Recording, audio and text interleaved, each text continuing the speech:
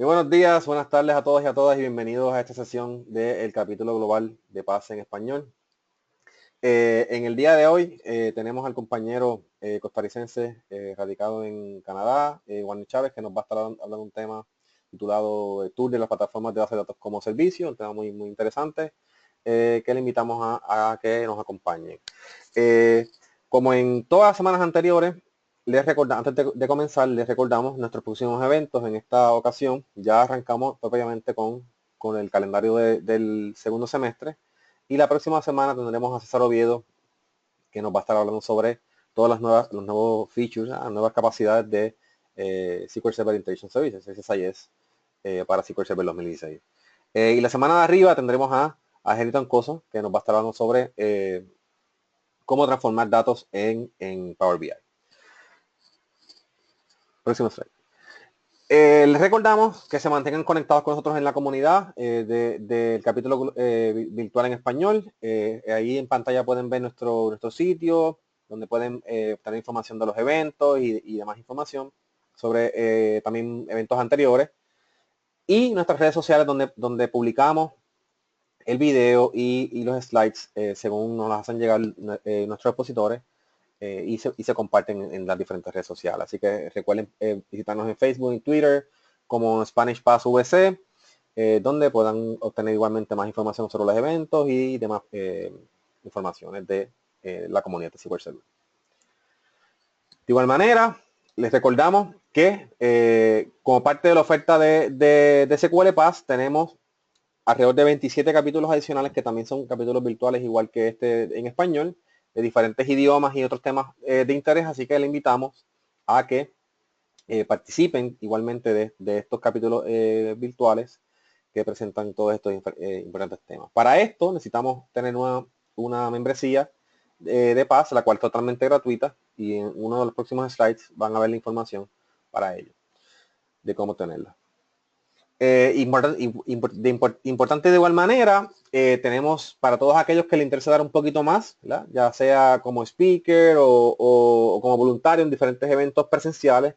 También tenemos esta página volunteer.sqlpass.org donde usted puede ir y ver qué oportunidades están cerca de su área, eventos de SQL Saturday o cualquier otro evento que esté de las diferentes comunidades presenciales y poder ser voluntario y ayudar en la organización de las mismas. Para esto también necesitas tener la membresía de Paz, la cual se obtiene gratuitamente a través del sitio sqlpass.org y igualmente manténganse conectados con Paz a través de las diferentes redes sociales. Sin más, los dejo con Warner para la exposición del tema. Adelante, Warner. Muchas gracias, don José Luis Rivera, directo desde Puerto Rico. Bienvenidos a todos los que están online el día de hoy para el tema del tour de las plataformas de bases de datos como servicio.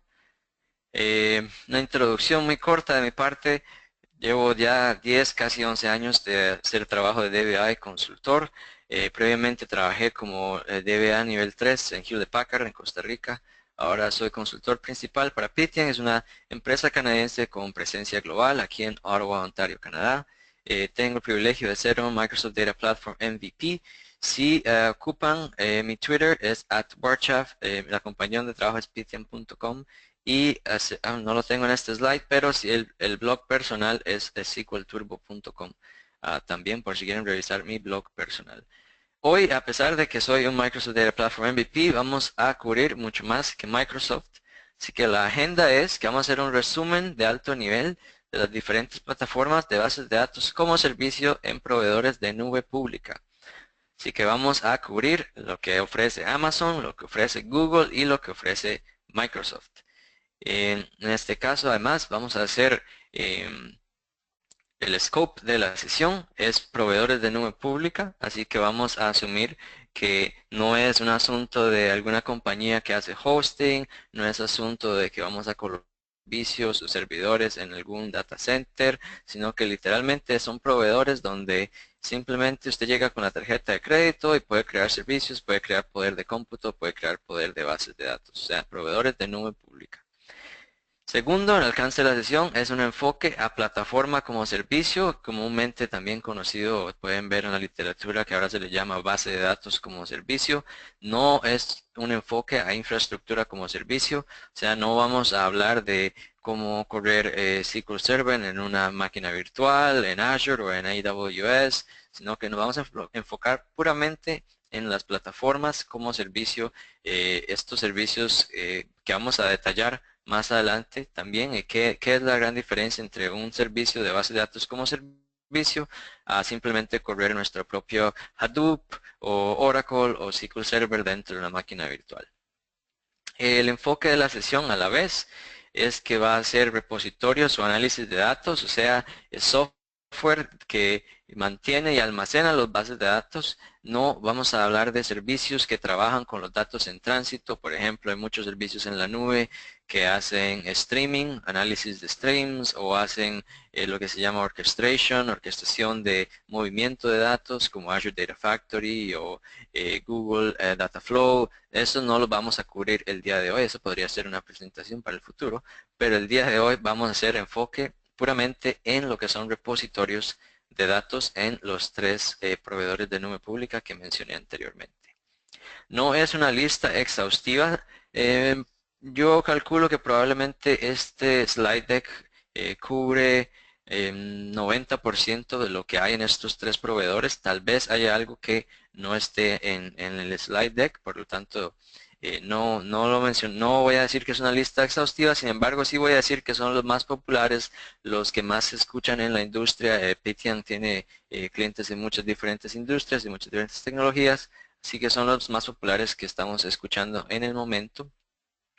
Y finalmente son resúmenes de alto nivel. Cada uno de estos servicios se podría hacer un curso aparte solo de cada servicio. Hoy vamos a hacer una condensación en una hora de todos estos servicios porque mi objetivo en realidad era que alguien pudiera venir a la sesión, sentarse sin ser familiar con lo que ofrece Google, sin ser familiar con lo que ofrece Amazon y sin necesariamente ser familiar incluso con lo que ofrece Microsoft en Azure y salir de la sesión con conocimiento de alto nivel que dice en una conversación en la oficina alguien menciona algo de warehousing en la nube y rápidamente puede hablar por lo menos con cierta familiaridad de lo que se ofrece en warehousing en la nube. Así que ese es el objetivo del día de hoy. Espero que al final de la sesión, de nuevo, salgan por lo menos con ese conocimiento. Y a la vez el slide deck también lo vamos a compartir por medio de los compañeros del chapter virtual para que cualquiera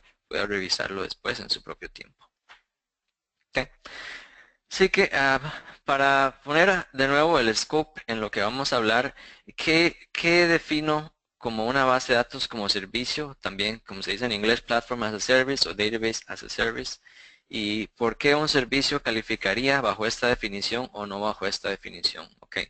Entonces, estas son las 5 características que yo enumero, que me considero que son fundamentales para decir que un servicio es realmente base de datos como servicio, y la razón por la que me senté con mis colegas y creamos estas 5 características es porque ahora que la nube está tan popular, hay otros proveedores que a todo le dicen que es como servicio, simplemente por cuestión de popularidad, y en realidad no están ofreciendo lo que realmente es una base de datos como servicio. Simplemente ponen una base de datos en una máquina virtual y le preinstalan, digamos, SQL Server y ya dicen que eso es como servicio. Y eso efectivamente no es lo que estamos buscando. Así que estas son las 5 características fundamentales para que un servicio de verdad lo podamos decir que es Platform as a Service o Database as a Service o base de datos como servicio. Primero, no debería ser necesario ningún contrato a largo plazo, simplemente debería ser necesario introducir lo que es la información de la persona o de la compañía y la tarjeta de crédito que responde por el gasto, y eso debería ser lo único necesario para empezar a crear bases de datos y tener poder de cómputo en la nube. ¿Okay? Segundo, nosotros como administradores de base de datos o usuarios de la base de datos no deberíamos tener que administrar ni tener nada que hacer con el sistema operativo y mucho menos con algo debajo del sistema operativo. O sea, si yo tengo que manejar el sistema operativo, si tengo que manejar el hypervisor de la virtualización, y todavía menos tener que manejar el hardware, el metal puro que está corriendo todo. O sea, yo lo único que debería tener que manejar es mi motor de bases de datos y se acabó. Ok. Tercero, deberíamos de poder escalar de manera vertical, o sea, tomar una instancia de la base de datos y aumentar su poder de cómputo. Deberíamos de poder hacer eso para arriba, o sea, aumentando el poder de cómputo y hacia abajo, bajando el poder de cómputo on demand, o sea, en cualquier momento que yo quiera, yo debería poder decir quiero más poder de cómputo para esto y de igual manera, si por ejemplo estábamos trabajando para un gran lanzamiento de un producto y teníamos un gran tráfico por eso y ya después el producto se estabiliza, ya no ocupamos tanto tráfico, tanto poder de cómputo, deberíamos de también tener el poder de bajar ese poder. Entonces, esa escala vertical de hacia arriba y hacia abajo debería poder hacerse on demand en cualquier momento. ¿Ok? Cuarto, deberíamos de poder crear y destruir esos recursos on demand a la vez. O sea que, por ejemplo, si yo tengo mi base de datos SQL, ya sea en Azure o en Amazon, y un developer me pide una copia para hacer unos tests que está haciendo ese día, yo debería de poder hacer fácilmente, simplemente crear una nueva instancia con esa base de datos, dejar que el developer la utilice por 3-4 horas durante el día y después destruirla sin ningún problema. Simplemente crear, destruir ambientes, crear, destruir recursos on demand y poder hacerlo inclusive de forma automática por medio de code y scripting. Todo eso tiene que ser posible. Si yo estoy amarrado básicamente a que yo puedo crear, o sea, proveer recursos, pero después tengo que tener un plazo fijo, no los puedo destruir, o si los pido para crear, tengo que esperar a que el provider me dé una fecha en que los va a poner disponibles. Eso no califica entonces como base de datos como servicio. Yo tengo que poder crear y destruir los recursos cuando yo quiera. Y finalmente, tareas operacionales básicas deberían ser administradas por el proveedor. ¿Qué quiero decir con tareas operacionales básicas? Bueno, lo que es cualquier tipo de protección de datos, ya sea por replicación o puramente backups o snapshots, todo eso debería ser hecho por el proveedor. Si hay posibilidades de hacer alta disponibilidad, eso debería ser manejado por el proveedor a la vez. Y si hay algún asunto, como por ejemplo de parcheo del producto, el proveedor debería de o hacerlo él o proveer una manera muy fácil de hacerla nosotros. Por ejemplo, simplemente escoger la hora del día que queremos hacer el parche y apretar un botón y simplemente el producto se parchea solo. ¿Ok? Así que estas son las 5 características fundamentales de lo que hablamos como bases de datos como servicio, plataformas de bases de datos como servicio. ¿Ok? Así que ya cuando tenemos cubiertos los fundamentos, entremos entonces en la materia. Y vamos a hablar de la primera categoría de bases de datos como servicio. Esta categoría yo le digo los Corollas o los Corollas, dependiendo de donde esté usted en las Américas. Cuando alguien compra un Toyota Corolla, usted sabe lo que está comprando y sabe la experiencia que le espera. Busqué en Google la foto más aburrida que pude encontrar de un Corolla así, de Corolla como 1990, color beige, porque realmente esta categoría es hablando de las bases de datos relacionales en la nube. O sea, es la tecnología que más conocemos mejor y es una tecnología muy segura, ha sido probada por muchos años, simplemente nos lleva del punto A al punto B. El número uno en lo que es mercado en la nube actualmente es Amazon y Amazon a la vez fue básicamente el pionero de la base de datos como servicios con este servicio que se llama Amazon RDS, que se llama Amazon Relational Database Services. Lo que Amazon hizo fue que agarró los productos de los diferentes proveedores, ya sea Microsoft, SQL Server, Oracle con la base de datos Oracle, PostgreSQL, que es open source, y lo que hicieron fue construir una capa de automatización encima de todos estos productos que todos sus clientes tenían en sus propios data centers. Entonces, por ejemplo, tomamos el ejemplo de SQL Server. Todo el mundo estaba acostumbrado a correr SQL Server en su propio data center o en sus máquinas virtuales. Amazon lo que hizo fue simplemente construir una capa de automatización para poder ofrecer el servicio de SQL Server como una base de datos como servicio. Entonces, RDS es una forma muy fácil, creo que es debatible, es posiblemente la más fácil de hacer que alguien haga una transición de su propio data center a utilizar una base de datos como servicio. ¿Por qué? Porque el producto es básicamente el mismo producto. Lo único que hizo Amazon fue construir esta capa de automatización, así que Amazon se encarga de los backups, Amazon se puede encargar de los parches, Amazon se encarga de poner la alta disponibilidad y la experiencia de usar el producto es muy parecida, si no casi idéntica simplemente al producto que se utiliza en su propio data center o el producto como utilizaría uno entre una máquina virtual. A la vez, esta fortaleza de RDS, de que es muy fácil de adoptar y de migrar, es también su mayor debilidad, porque entonces quiere decir que, por ejemplo, SQL Server, hay versiones de SQL Server que RDS todavía no soporta. Por ejemplo, 2014 Enterprise y Memory todavía no se soporta dentro de RDS porque simplemente Amazon todavía no ha llegado al nivel de tener la automatización necesaria para soportar estas características. Entonces, de nuevo, RDS muy fácil para migrar, pero hay que tener cuidado también con lo que RDS soporta y no soporta. Entonces, el cobro se hace, en el caso de RDS, el cobro se hace por hora de acuerdo a licencia. O sea, si usted tiene una licencia, ya sea de Oracle o SQL Server, y tiene derechos de mover esa licencia, lo que se llama License Mobility, casi siempre viene incluido en lo que Microsoft, por ejemplo, llama el Software Assurance. Ese tipo de licencia usted la podría mover a RDS y de esta manera solo le paga a Amazon por el poder de cómputo y el poder de storage.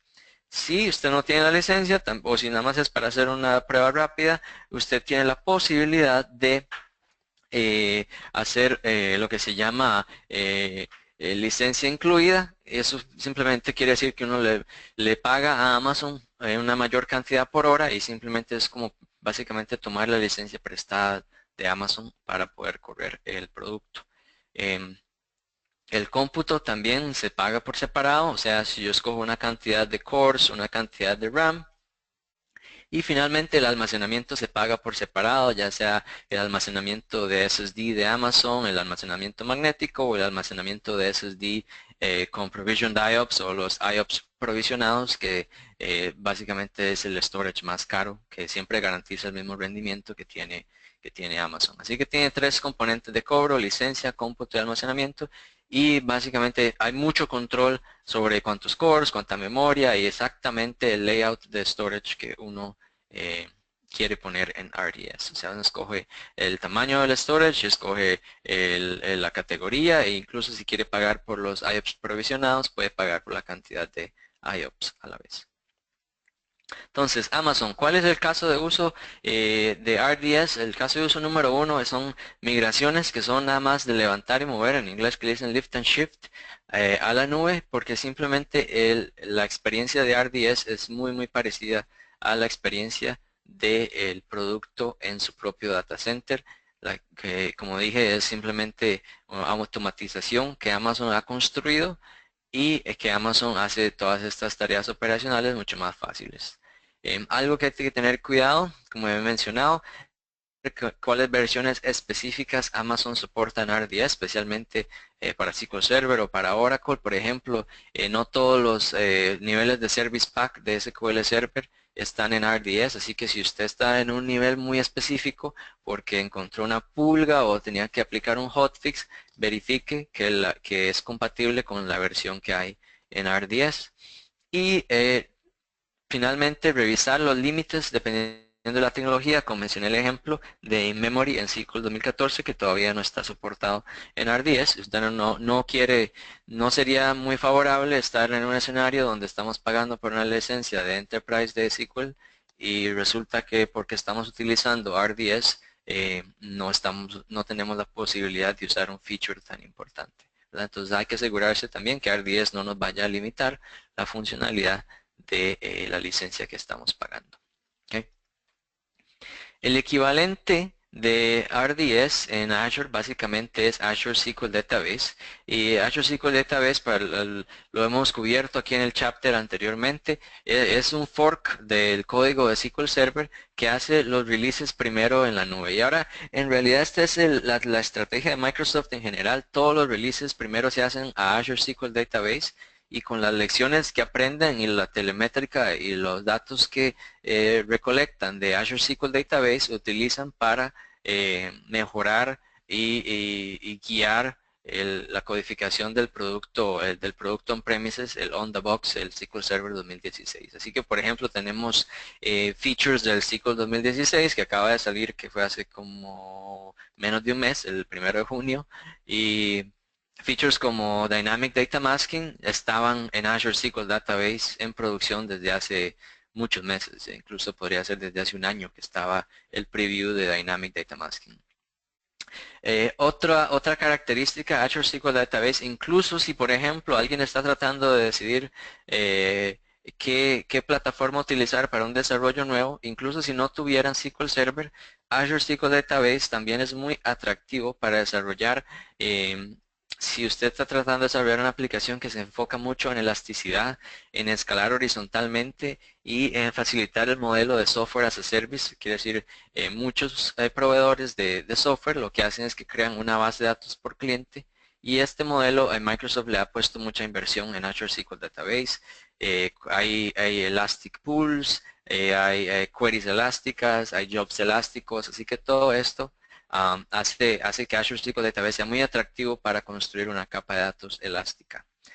El cobro en Azure SQL Database es mucho más simple porque el cobro es fijo por hora y es basado en un nivel de servicio.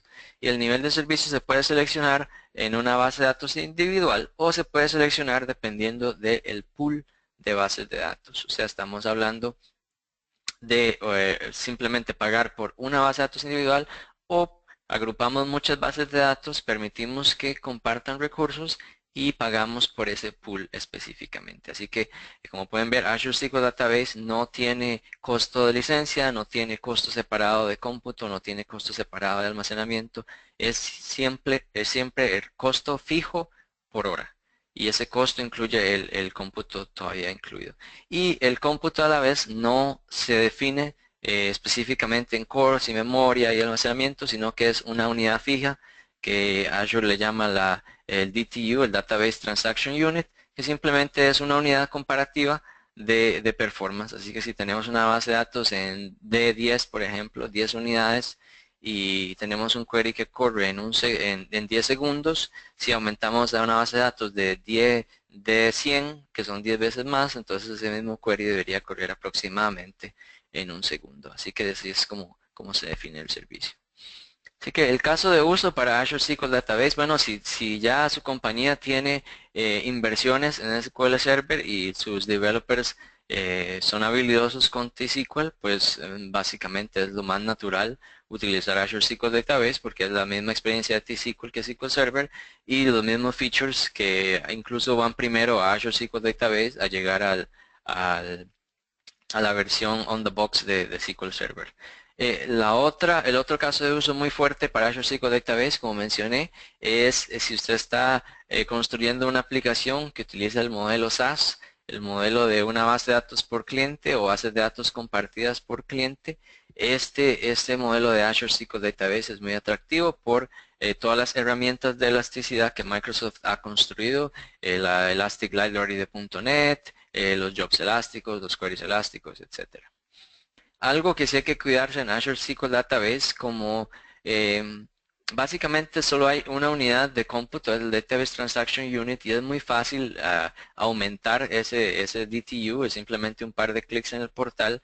Hemos encontrado la situación donde mucha gente termina pagando por un nivel de servicio mucho más alto del que podrían necesitar si hubieran hecho tuning de SQL. Entonces lo que sucede es que alguien tiene un query que no tiene un rendimiento muy óptimo y en vez de hacerle tuning a ese SQL, simplemente hacen dos clics en el portal y suben a un nivel de performance más alto y pagan más por hora solo para que no tener que hacer el tuning del SQL. Es más fácil simplemente pagar más por hora O sea, hay menos esfuerzo mental, pero largo plazo se paga más dinero. Entonces, la recomendación siempre es hacer tuning de SQL para poder escoger realmente el nivel de servicio apropiado que nuestra aplicación necesita y no pagar de extra con un nivel de servicio más alto del que necesariamente necesitamos.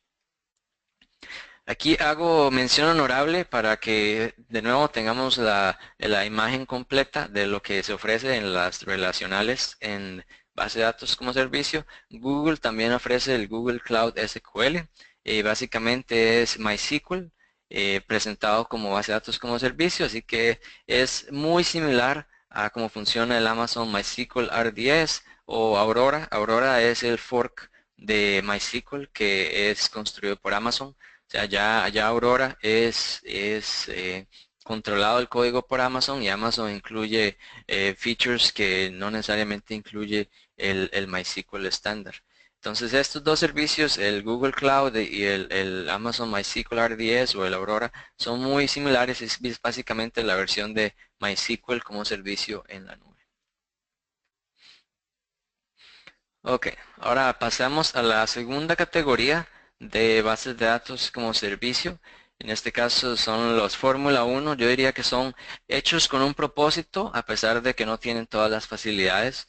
Si pensamos en un Fórmula 1, él tiene un propósito muy simple, es ser ligero, ser rápido y necesariamente no tiene la facilidad, no va a tener el radio de satélite, no va a tener el asiento que se calienta, no va a tener el portavasos, o sea, no tiene todas las facilidades a las que estamos acostumbrados en una base de datos relacional, pero ese no es el propósito. El propósito es, en el caso de Fórmula 1, el propósito es ligero y rápido. En el caso del NoSQL, es más que todo rápido y fácil de escalar y crecer la cantidad de datos que tenemos. Así que un servicio muy popular actualmente para base de datos NoSQL en la nube es lo que se llama Amazon DynamoDB. DynamoDB es básicamente tablas NoSQL que pueden almacenar datos de tipo documento, o sea, JSONs, o también datos básicamente por key value, o sea que yo tengo el valor de la llave, el primary key, digamos, y con esto puedo recuperar los diferentes campos del registro. Amazon no DynamoDB no tiene esquema fijo, son vistas denormalizadas. Lo que quiero decir con vistas denormalizadas es que eh, DynamoDB no tiene un optimizer, así que no permite lo que es hacer consultas ad hoc, así digamos que los usuarios puedan pensar en cualquier consulta y dejar que el optimizer haga, descifre cómo va a darles esos datos. Así Dynamo no tiene un optimizer del todo. Cuando uno hace una consulta, uno tiene que especificar cuál índice va a usar. Así que las consultas en realidad son fijas dependiendo de los índices que se utilizan. Los registros no tienen esquema fijo, así que si usted quiere tener, por ejemplo, usted puede tener la misma, escoge una llave para un registro, pero después de la llave todas las columnas podrían ser diferentes. Claro, es muy difícil escribir una aplicación que funcione de esa manera, pero esa es una de las características de las bases de datos NoSQL que casi nunca ponen una restricción de esquema. Y además, Dynamo, por ejemplo, en cada field, en cada valor puede tener tipos complejos. O sea, puedes tener un registro donde el valor de una columna es un tipo complejo. O sea, puede ser un arreglo dentro de una columna o un mapa dentro de una columna o un hash dentro de una columna, cosas así. Así que puede tener, como mencioné anteriormente, es denormalizado, así que se pueden almacenar múltiples valores dentro de una sola columna. Y Amazon, la manera que ha diseñado este servicio es que está construido para crecimiento por medio de escala horizontal. Usted como usuario no tiene que preocuparse de cómo Amazon está haciendo el escalamiento horizontal debajo de las cortinas. Simplemente usted nada más si ocupa más poder, puede pedir más poder de Amazon, de aumentar la tasa de I/O y conforme usted va agregando más datos, más llaves, Amazon distribuye esas llaves en diferentes nodos del backend que ellos tienen de DynamoDB. Pero usted como usuario no lo tiene que no lo tiene que preocuparse de cómo es que ellos hacen este escalamiento. Eso es todo manejado por el servicio. DynamoDB a su vez tiene un API para streaming, o sea que si usted quiere tomar los cambios de DynamoDB y consumirlos después en otro tipo de servicio, como hacer análisis de streaming o mandarlos a una data warehouse o en cualquier cosa de ese tipo, también tiene un API para esto. Y el costo de DynamoDB se basa en almacenamiento, o sea, la cantidad de datos más los índices, se basa en la tasa de I/O. Cuando definimos un índice, podemos definir cuánto poder de I/O queremos para lectura y para escritura. Y finalmente, si va a utilizar la capacidad de streaming, también hay que pagar por la tasa de lectura de los streams de DynamoDB. Así que, ¿cuál es el caso de uso de DynamoDB? Bueno, tiene que ser una aplicación que tiene alta ingestión de datos, porque en realidad este sistema de base de datos no SQL, que en realidad no pone muchas restricciones en lo que son consistencia de bases de datos o las foreign keys o todo este tipo, o constraints. Todo esto es para hacer el consumo de los datos muy, muy rápido y de nuevo esparcirlo en muchas diferentes máquinas. Sin embargo, tener en cuenta que los patrones de consulta de la aplicación tienen que ser conocidos porque, como mencioné anteriormente, Dynamo no tiene un optimizer. El optimizer básicamente es el desarrollador de la aplicación que tiene que especificar el índice que quiere usar cuando escribe una consulta. Así que hay que tener cuidado cuando está diseñando una solución con Dynamo del impacto que el esquema va a tener en la capacidad de la aplicación, porque si diseñamos un sistema en Dynamo y definimos los índices y al final tenemos una funcionalidad que la aplicación requiere y que nuestros índices simplemente no pueden hacer de forma eficiente, podríamos estar en un grave problema de que hay que rediseñar el esquema. Otra cosa que hay que tener en mente es que lo que es las consultas de DynamoDB no son basadas en SQL, se escriben, Dynamo tiene muchos SDKs, creo que tiene Java, .NET, JavaScript, etcétera. Hay que escribir las consultas en código, no es como una sesión SQL select star, no, hay que aprender el lenguaje. No es nada complicado, para alguien que ya sabe SQL es muy simple, pero sí es algo que hay que tener presente. Y finalmente, Dynamo también tiene límites de índices que son más bajos de lo que la gente está acostumbrada en una base de datos relacional. Por cada tabla son 5 índices globales o 5 índices locales, así que no es una cantidad como en un SQL Server o un MySQL donde son decenas de decenas. Recuerdo un caso que teníamos un cliente que tenía como 76 índices en una base de datos OLTP en una tabla, así que no es esa cantidad de flexibilidad. Azure también provee una base de datos no SQL que se llama DocumentDB.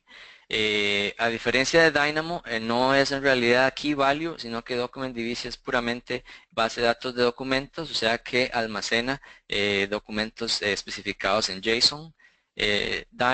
DocumentDB incluye soporte para particionar colecciones, o sea que podemos escoger un campo dentro del JSON que va a ser utilizado para particionar la colección y distribuir los documentos de manera horizontal, parecido como lo hace Dynamo, pero aquí es basado en un campo en el JSON.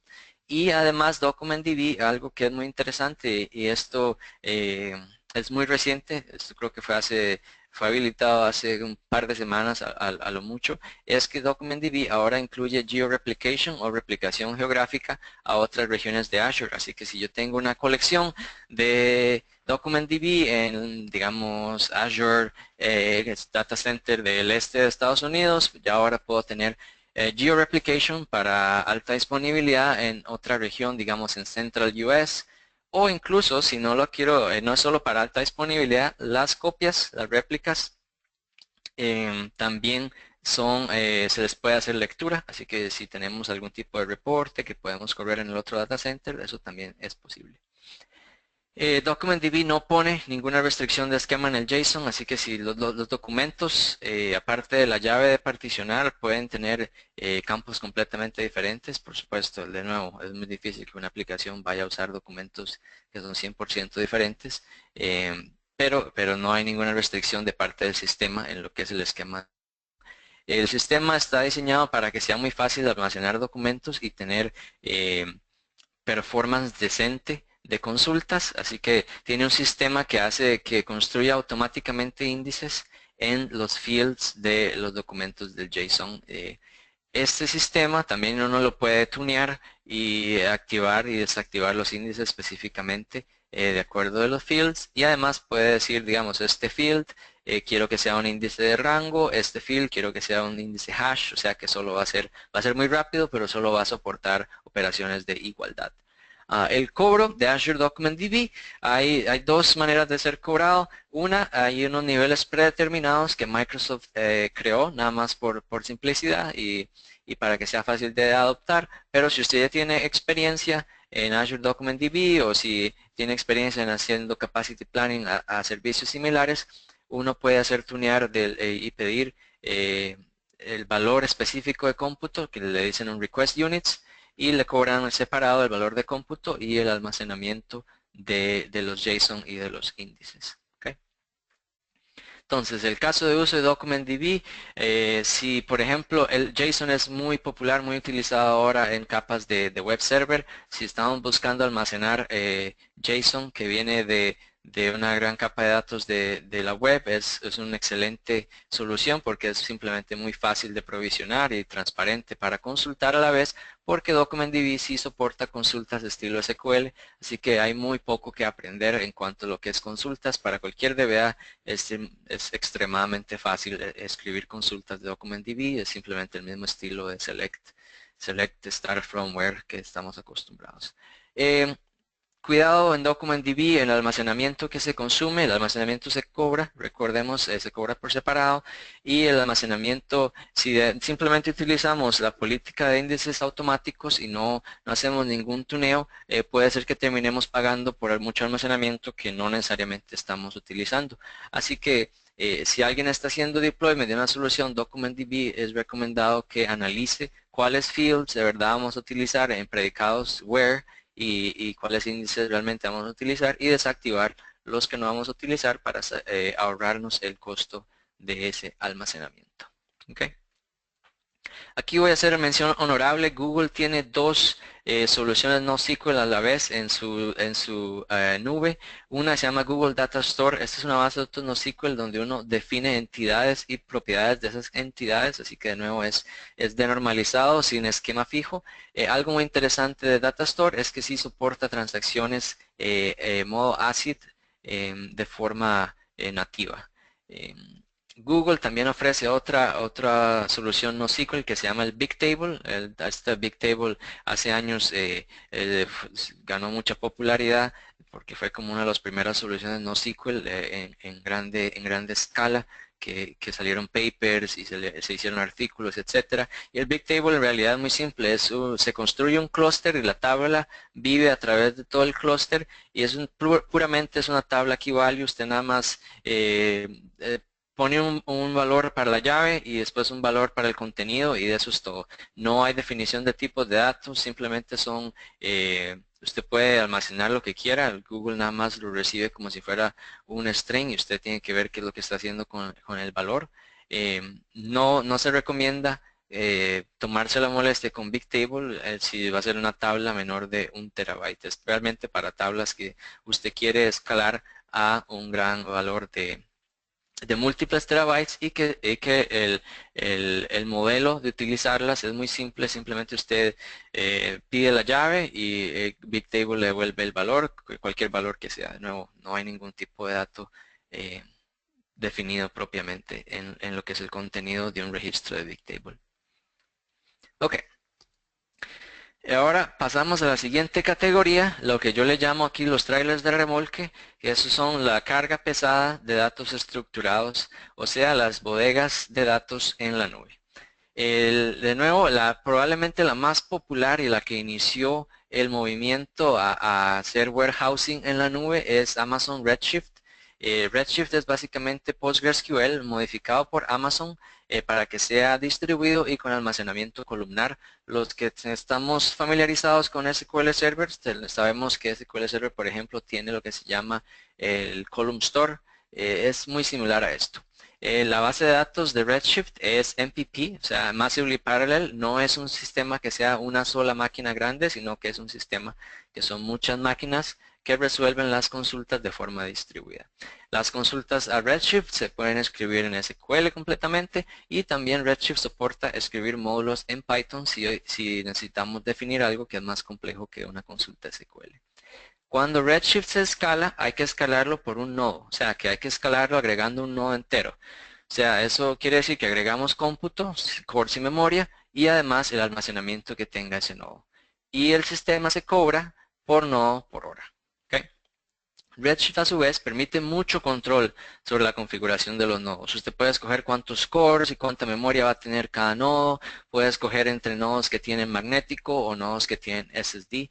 Así que si una persona prefiere tener mucho más control sobre la configuración puramente del cómputo y del almacenamiento de su solución, pues Redshift en realidad sí provee mucho control sobre esto. Eso es un pro o un contra dependiendo de con quién esté hablando uno. Así que el Redshift, de nuevo, caso de uso, es una solución de bodega de datos muy madura y si usted ya tiene sus servicios o sus fuentes de datos en AWS, simplemente es natural utilizar Redshift como la bodega de datos si usted tiene la mayoría de sus servicios en AWS. Sin embargo, hay que tener cuidado en Redshift con la configuración y número de nodos. Hay que tunear y ver si es mejor tener, por ejemplo, 5 nodos con mayor CPU o es mejor tener 10 nodos con menor CPU. Eso depende de la distribución de datos y de las consultas que queramos hacer. Hay asuntos de consistencia eventual de S3, así que hay que tener cuidado cuando uno carga datos, de asegurarse que está cargando todos los datos que uno quiere. Y Redshift a su vez sí requiere cierto mantenimiento regular de mantener las estadísticas o hacer lo que se llama un vacuum de las tablas. La respuesta de Microsoft a Redshift es lo que se llama Azure SQL Data Warehouse. El SQL Data Warehouse es un servicio relacional, igual que Redshift, es columnar, igual que Redshift, a la vez es MPP, igual que Redshift. Azure SQL Data Warehouse está basado en el PDW. Si algunos de aquí son familiares con la solución que Microsoft vende de SQL Server, básicamente paralelo, se puede comprar en cuarto rack, medio rack, rack entero. Esta solución la pusieron en la nube y es lo que se ha convertido ahora en Azure SQL Data Warehouse. Algo muy interesante de SQL Data Warehouse que ataca directamente Redshift es que no hay que escalar por nodo completo, sino que uno puede escalar cómputo o almacenamiento de forma independiente. O sea que puedo dejar el almacenamiento igual y aumentar el cómputo, puedo dejar el cómputo igual y aumentar el almacenamiento. Además, SQL Data Warehouse permite pausar el cómputo completamente. Así que si yo quiero dejar de usar el Data Warehouse en los fines de semana, puedo simplemente darle pausa y dejo de tener cargos de cómputo, solo me cobran por el storage, lo cual es la parte más barata de la solución. No hay control de hardware, a diferencia de Redshift, que hay que configurar como uno quiere los nodos. Es 100% plataforma como servicio, solo hay la unidad de DWU, esa que tengo ahí, DWU, el Data Warehousing Unit, y es una medida relativa de rendimiento muy similar a como se utiliza en Azure SQL Database. Usted puede comenzar con un nivel base de 100 DWUs y aumentar o disminuir conforme usted necesita más poder de cómputo en su solución. Caso de uso, si usted tiene ya unas fuentes de datos en Azure o está establecido en utilizar Azure, pues SQL Data Warehouse es la solución natural. Si usted además está buscando soluciones para un warehouse en la nube y tiene una solución que puede creer que sí aprovecha esta posibilidad de poner el warehouse en pausa, esto en realidad es la mejor solución porque en Redshift, por ejemplo, no se le puede poner pausa al cómputo, a diferencia de SQL Data Warehouse que sí se le puede poner pausa. Lo único que hay que tener cuidado por el momento con SQL Data Warehouse es que no todos los tipos de datos están soportados. Por ejemplo, Spatial no está soportado en este momento en Data Warehouse. ¿Okay? Y finalmente, el último trailer de remolque en la nube es Google BigQuery. Google BigQuery es de nuevo una bodega de datos en la nube. Hay que definir las tablas y los campos son estructurados, son tipos de datos estructurados. Sin embargo, tiene más flexibilidad, tiene tablas virtuales, o sea, tablas que se pueden definir sobre archivos planos. También puede ver tablas externas, que esas son tablas que puede conectarse a otro sistema de base de datos, que parecido como un link server en SQL Server. BigQuery también permite consultas de SQL. BigQuery permite insertar datos por streaming. BigQuery también se puede conectar a Hadoop. Lo único es que está en esto de Hadoop está más limitado porque requiere copiar los datos de forma temporal a lo que se llama el Google Cloud Storage y Hadoop los lee desde ahí. Así que no es completamente transparente como BigQuery puede utilizar Hadoop. BigQuery es muy interesante cómo se cobra, porque se cobra el almacenamiento o el streaming, si uno quiere consumir datos por streaming, pero en lo que es poder de cómputo, BigQuery se cobra en datos leídos por consulta. Así que depende todo de cuántos datos consuman sus consultas, ese es el cobro que le va a llegar. Si usted no hace ninguna consulta, no le llega ningún cobro. Si usted hace muchas consultas, entonces le van a cobrar más por estar, cada vez que hace una consulta, tiene cierto cobro fijo por terabyte que se lee.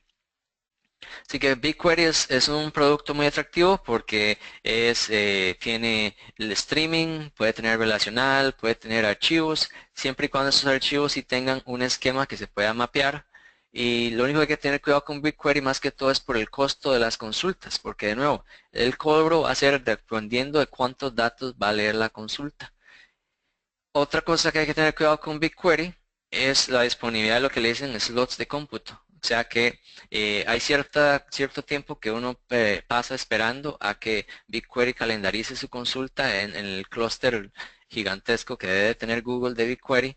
Y si esto no es aceptable y usted ocupa ser inmediatamente puesto en la cola de procesamiento, usted puede llamar a Google Soporte y decir que usted quiere ser inmediato puesto en la cola de de BigQuery y hay un cobro para tener esa disponibilidad de eliminar ese tiempo de espera, que igual son solo unos pocos segundos, nunca es así como que mucho tiempo. Así que aquí nada más para mostrarles Google BigQuery, para los que no estemos muy familiarizados con esto, permítanme cambiar aquí. Aquí tengo una cuenta de BigQuery que es una cuenta trial. Para los que quieren apuntarse pueden ir a Google y apuntarse a una cuenta de BigQuery. Y algo muy interesante de BigQuery es que hay muchos datasets públicos que se pueden consultar. Hay datasets de Wikipedia, datasets de clima, datasets de transporte público de la ciudad de Nueva York, por ejemplo, y cosas así. Así que veamos, en este caso tengo simplemente un query muy simple para enseñarles eh, que utiliza un dataset de Wikipedia. Si este query tiene los page views, las vistas de páginas de Wikipedia, este es del enero del 2010 y simplemente haciendo un select del título, la suma de los requests, donde el lenguaje es en inglés y el título, y aquí tengo todos los países de Latinoamérica, así que vamos a ver cuál página del país de Latinoamérica fue la más popular en Wikipedia en el mes de enero del 2010. Entonces aquí puedo simplemente correr ese query. En este caso, el query completa en 1.1 segundos en este momento y podemos ver que el país más popular, por ejemplo, fue Haití con 5 millones de requests en ese enero del 2010 y el siguiente es Brasil con 386.000. Interesante aquí es que de hecho en el 2010 fue el terremoto en Haití, así que tiene sentido que en este particular, este data IT es por más de 10 veces el número uno en los page views de Wikipedia. Y como dije, así, si usted quisiera cambiar, muy interesante este dataset de Wikipedia, voy a enseñarles aquí. Tienen datos desde el 2011 hasta la actualidad, todos los page views de cada mes, así que si yo quisiera cambiar y ver, por ejemplo, ahora quiero ver cuál fue el país latinoamericano más popular en Wikipedia en el febrero del 2011, nada más tengo que cambiar el dataset corro el query y se puede ver, por ejemplo, aquí dice 3 segundos que fue procesado y consumimos 182 gigas en esta particular consulta. Y veamos los requests, ya aquí tiene una distribución más natural dependiendo de la población, ¿verdad? Brasil primero, México segundo, Argentina tercero y así hacia abajo, ¿ok?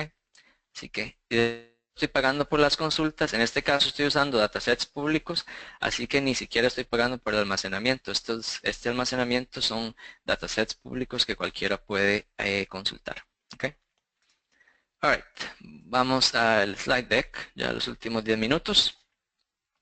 Y pasamos a la última categoría del día de hoy, que yo le digo los barcos de contenedores. Estos son las herramientas Full Big Data que soportan cualquier carga, cualquier forma, cualquier tamaño en la nube. La número uno es simplemente Hadoop como servicio. Todos los proveedores tienen algún sabor de Hadoop como servicio. Azure tiene lo que se llama HD Insight, Amazon tiene lo que se llama EMR, Elastic MapReduce, Google tiene, la solución de Google se llama Dataproc. Todos tienen un patrón similar. Uno elige el modelo de nodo, o sea, cuántos cores quiere, cuánta memoria quiere, qué tipo de almacenamiento quiere. Elige cuántos nodos quiere para crear el clúster y conecta ese clúster a almacenamiento. Si es HD Insight, se puede conectar al Blob Storage o al Azure Data Lake. Si es Amazon EMR, se puede conectar a Amazon S3. Si es Google Data Proc, se puede conectar al Google Cloud Storage. Así que uno puede tener almacenamiento, acumular muchos datos y cuando ocupa hacer el procesamiento de Hadoop, crea el clúster, lo conecta al almacenamiento y trabaja con el clúster y después lo puede destruir. ¿Okay? Así que todos estos funcionan igual en lo que es Hadoop como servicio. Sí, en lo que son los contenedores, quiero hacer la mención especial de Azure Data Lake porque Microsoft sí ha invertido mucho en este servicio, en el Data Lake, para básicamente tomar este concepto de Hadoop como servicio y hacerlo, tomarlo a un nivel más avanzado, hacerlo más parecido como BigQuery, por ejemplo, en el sentido de que corremos jobs en el Big Data y solo pagamos por el job específicamente. Entonces este Data Lake servicio está separado en dos, son dos servicios aparte. Uno es el almacenamiento, el Data Lake Store, y el otro es el que corre los jobs y las consultas, que es el Data Lake Analytics. En el almacenamiento no hay límite en el tamaño de la cuenta, ni hay límite en el tamaño del archivo. En lo que es correr los jobs con Analytics, Microsoft salió con un nuevo lenguaje que se llama USQL, que es una mezcla de SQL y C Sharp, para que sea muy fácil a los DBAs y los developers hacer sus jobs de Big Data. O alternativamente, en un clúster de HD Insight se puede conectar a un Data Lake a la vez. Las analytics son por job, o sea, solo se paga por el job y también se pueden escalar a nivel de job. O sea, si yo quiero aumentar el poder de cómputo, se llama un analytic unit, lo puedo aumentar a nivel de job. Así que se cobra por almacenamiento, cuántos analytics units utilizo en el job y por cada job individual se cobran unos centavos básicamente. Así que Data Lake, el caso de uso, Big Data, si usted tiene skills de SQL o de .NET, muy fácil. En general, el modelo de servicio es para que sea muy fácil DBAs y developers de SQL de hacer análisis sobre el Big Data. Lo único que hay que tener cuidado, este servicio, a pesar de que realmente promete mucho, todavía está en preview, así que tiene un límite de 50 Analytic Units, o sea, 50 nodos de cómputo y solo 3 jobs concurrentes. Sin embargo, he hablado con algunos de mis contactos de Microsoft al respecto y si alguna persona tiene un caso de uso donde su compañía está dispuesta a utilizar este servicio cuando entre en producción, simplemente pueden llamar a soporte y les pueden aumentar los límites de lo que es cómputo y los límites de jobs también. Y en estos últimos minutos que tenemos, voy a enseñarles muy rápidamente lo que es la interfaz de Azure Data Lake y el USQL. Así que salir de aquí. Lo que es Azure Data Lake, yo tengo una cuenta aquí de Data Lake Analytics. Y uno puede ver los jobs que ha corrido. E incluso puede ver en el mismo portal, le da todo el resumen de la información de los jobs y las operaciones que ha hecho en los jobs. También tengo aquí una VM donde tengo Visual Studio. Visual Studio ya tiene una template, una plantilla para USQL y Azure Data Lake. Así que, por ejemplo, aquí podemos ver en este script de USQL, estoy creando una base de datos dentro de mi Azure Data Lake. Estoy creando una función dentro de mi esquema de la base de datos de Azure Data Lake. Y esta función básicamente lo que hace es extraer unos campos de un archivo de texto plano, un log, que es un log de web. En este caso estoy leyendo de un solo archivo, sin embargo, esta especificación de USQL permite, aquí podría haber puesto, por ejemplo, un wildcard de una estrella y todos los archivos que fueran weblog.algo serían leídos cuando leo este script, cuando corre este script. Sí, tenemos aquí, por ejemplo, ya la función está definida y podemos crear una tabla basada en esta función. Entonces hacemos un create table de esta tabla, le ponemos referrals per day, le especificamos el índice, especificamos que queremos que sea un índice cluster en el año, particionado de forma hash en el año a la vez, y especificamos un select sobre esa tabla, sobre esa variable que fue populada con la función. Así que es muy fácil. Como pueden ver aquí, esto es simplemente SQL, que cualquier persona que está acostumbrada al SQL puede descifrar qué es lo que está haciendo. Eso es uno de los objetivos del USQL, es que cualquiera pueda hacer análisis de Big Data simplemente escribiendo SQL como este. Y finalmente enseñarles la interfaz aquí en Visual Studio. Cuando uno ejecuta el job, le da un execution plan y es muy parecido a la experiencia con Management Studio. Cada nodo le dice qué es lo que que hicimos, hacer extracción de los datos, hicimos split de los datos, una agregación y finalmente creamos una tabla que se llamaba Referrals per Day y cada nodo le da información del consumo de lectura y de escritura de los datos. ¿Ok? Ok. Ya para terminar el día de hoy, hagamos el resumen de las 4 categorías que vimos de las bases de datos como servicio. Tenemos los Corollas, relacional clásico en la nube, Fórmula 1, lo que es NoSQL en la nube, los que son de remolque, trailers de remolque, todas las bodegas de datos en la nube, BigQuery, Redshift, Azure SQL Data Warehouse, y finalmente los barcos de contenedores que son los servicios de Hadoop como servicio, o en un caso especial Azure Data Lake, que realmente quiere hacer tomar ese concepto de Hadoop como servicio y hacerlo mucho más fácil por medio de correr simplemente consultas de USQL sobre los datos. Así que hay que tener en cuenta que no es un martillo, o sea, hace unos años relacional era el martillo que resolvía todo, ya no es este el caso, lo que tenemos es un conjunto de herramientas. Estas plataformas mejoran la entrega de servicios porque automatizan muchos de los trabajos, reducen el tiempo a mercado, es muy fácil provisionar la base de datos, hacer trabajo con ello y se puede ver un retorno de inversión más rápido porque no hay ningún gasto grande de upfront de dinero, de tener que comprar hardware, tener que comprar licencias, etcétera. Sí es bueno entenderlo bien porque no queremos diseñar un sistema en la plataforma incorrecta dependiendo de nuestros objetivos. Y finalmente, la manera en que el mercado se está moviendo, la mayoría de los negocios, si quieren tener una arquitectura y una estrategia moderna de datos, van a terminar utilizando varios o posiblemente todos estos tipos de servicios. Van a tener datos relacional, van a tener datos NoSQL, van a tener datos que van directo a un warehouse, van a tener datos que no saben qué hacer con esos datos y es más fácil tenerlos en un data lake o en un almacenamiento de la nube y eventualmente analizarlos con alguna forma de Hadoop o con un servicio de analytics como Azure Data Lake. ¿Ok? No sé si tenemos preguntas. Al momento no, a todos los asistentes, este es el momento para hacer las preguntas. Está pasando un camión por el lado de mi casa. Muy buena charla, Warner, excelente contenido como siempre. Así que a todos los que tengan preguntas, este es el momento para hacerlo. Y les vamos a dar unos minutos para poder contestarlas. Sí, y si cualquier persona, además, si no tiene una pregunta en este momento y más tarde se le ocurre algo, recuerden el @warchaf, me pueden mandar ahí en Twitter o si no en sqlturbo.com también ahí está mi blog personal, pueden mandar un correo por ahí.